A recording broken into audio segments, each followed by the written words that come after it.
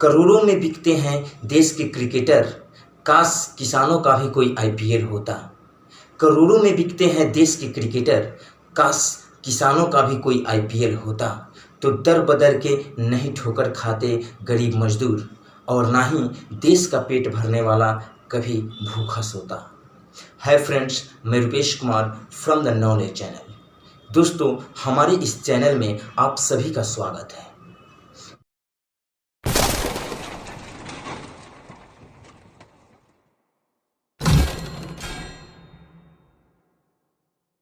दोस्तों, आज हम बात करेंगे किसान के ऊपर।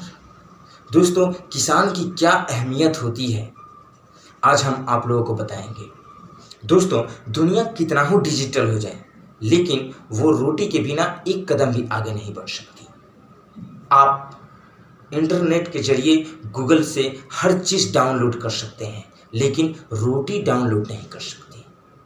अगर गरीब किसान ही नहीं रहे, धरती से अनाज उपजाने वाले नहीं रहे, तो बाकी किसी की कोई वैल्यू नहीं है। अगर वो है तो शब है, और शब की वैल्यू है। इसलिए सबसे पहले किसान भाइयों की और किसान गरीब मजदूरों की वैल्यू करना सीखिए, उन्हें इज्जत देना सीखिए और उनकी रक्षा कीजिए।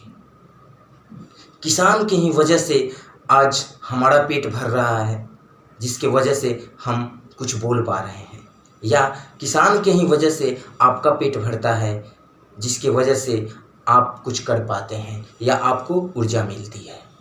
इसी तरह पूरे देश में जितने भी लोग हैं, सब लोग किसान के ही दम पे जीवित रहते हैं, किसान के ही दम पे दो कदम चल पाते हैं। दोस्तों, अगर किसान खेती करना छोड़ दे तो दुनिया वहीं के वहीं रुक जाएगी। एक कदम चलना तो दूर की बात है, एक इंच भी मानव जाति आगे नहीं बढ़ सकती है, क्योंकि इंसान को जीवित रहने के लिए पैसे की ज़रूरत नहीं, बल्कि भोजन की ज़रूरत होती है। और जो भोजन अपना खून पसीना एक करके किसान मजदूर अपने खेतों में उपजाते हैं, वहीं आजकल भूखे मर रहे हैं। दोस्तों, लाल बहादुर शास्त्री जी कह के गए थे, जय जवान जय किसान। देश दो लोगों पे चलती है, एक तो जवान जो कि फौजी भाई है, जो सर पे कफन बांध के हमारे देश की सेवा करते हैं और हम सबकी रक्षा करते हैं, और दूसरा किसान जो अपना खून पसीना एक करके फसल उपजाता है और रोटी का आविष्कार करता है। दोस्तों, ये भी एक आविष्कार ही है। अगर रोटी ना रहे तो सारी दुनिया जहाँ की तहाँ रुक जाएगी। लेकिन आज इस लॉकडाउन की स्थिति में किसान गरीब मजदूर भाइयों की क्या स्थिति है, ये सब आप सभी के सामने है। आप सभी देख रहे हैं कि सबसे ज़्यादा प्रॉब्लम है तो किसानों को है, सबसे ज़्यादा प्रॉब्लम है तो गरीब मजदूरों को है, जो शहर में काम कर रहे हैं या जो खेत में काम कर रहे हैं। बाकी सबके पास पैसा है, सब लोग अपना अपना पेट भर रहे हैं अनाज खरीद कर। जरा सोचिए, अगर पैसे के दम पे जो लोग अनाज खरीद के खा रहे हैं या अपना जीवन व्यतीत कर रहे हैं, अगर अनाज ना रहे तो क्या वो लोग पैसा खाकर जीवित रह सकते हैं? नहीं, वो लोग पैसा खाकर जीवित नहीं रह सकते, क्योंकि पैसे से पेट नहीं भरती, बल्कि पेट रोटी से भरती है। दोस्तों, जो किसान रोटी उपजाते हैं उनकी कोई वैल्यू नहीं है, लेकिन उन्हें वैल्यू देना पड़ेगा, क्योंकि उन्हीं के बदौलत पूरी दुनिया चल रही है, हम चल रहे हैं या आप चल रहे हैं। दोस्तों, गरीब मजदूर सारा दिन खेती करता है, दिन रात पसीना बहाता है, तब जाके खेतों में अनाज पैदा होता है। लेकिन वो गरीब का गरीब इसलिए रह जाता है क्योंकि उसकी कोई अहमियत नहीं है, उसकी कोई रेट नहीं है। वो अनाज कमाने में ही अपना पूरा सालों भर बर्बाद कर देता है, वो पैसा नहीं कमा पाता है, और पैसा ना रहने की वजह से दुनिया वालों के नज़रों में वो गरीबों में गिना जाता है। उसके बाल बच्चे अच्छे स्कूल में नहीं पढ़ पाते हैं, उन्हें वो सरकारी स्कूल में पढ़ते हैं। दोस्तों, अगर सरकारी स्कूल में अच्छी शिक्षा होती तो अमीर घरों के लड़के सरकारी स्कूल में क्यों नहीं पढ़ते? जिसके पास पैसा है वो पर्सनल प्राइवेट स्कूल में पढ़ाता है या पर्सनल ट्यूशन रख के पढ़ाता है अपने बच्चों को। लेकिन गरीब किसानों के पास पैसा नहीं होता है, वो सरकारी स्कूल में पढ़ाते हैं और वो भी कुछ ही हद तक पढ़ा पाते हैं, जैसे 9th या 10th तक।